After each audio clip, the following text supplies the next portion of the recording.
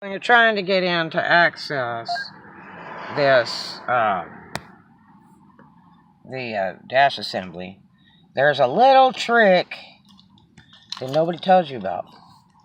Okay, now you can see that I've got most of the bezel, the surrounding decorator bezel out, but you have to get past this, and we already know about all that part. The problem is separating this from this, because if you look closely, there is a ridge right here, and that is why this whole panel, you need to take all the screws off of it. You don't have to pull it out. Just take all the screws off it, so this will release itself from this.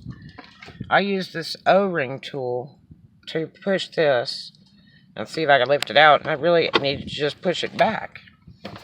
So, and in order to get this out without scratching everything, of course you've got to turn the key on, put your foot on the brake, put your foot down on the emergency brake, turn the key on, shift this down, and then you can get this out successfully. Boom. Okay, and so now you have access to that panel. I'm going to show you this up close. There is one clip. Okay, and this leading edge, if you could see it, see this leading edge right here? That lip is what's holding it in right here on your ignition switch area, your keyed ignition switch. Okay, and you can turn around and put it back in park. And I still have the emergency brake on. And then take this and wash it inside and out. Yeah, try not to scratch anything, because this car is mint. And then you can get in here. You have a screw here.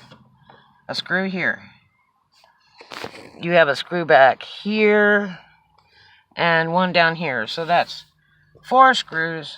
Four screws that you got to get out, and it's easier if you use a small screwdriver, and make sure it's kind of meaty on there though.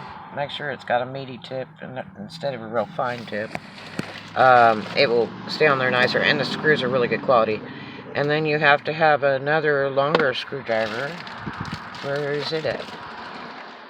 You need another Phillips head screwdriver to get in there that's meaty. Here's one that's pretty good. This one's a Husky. That's pretty meaty. It has a real big tip on it. That will really help you a lot.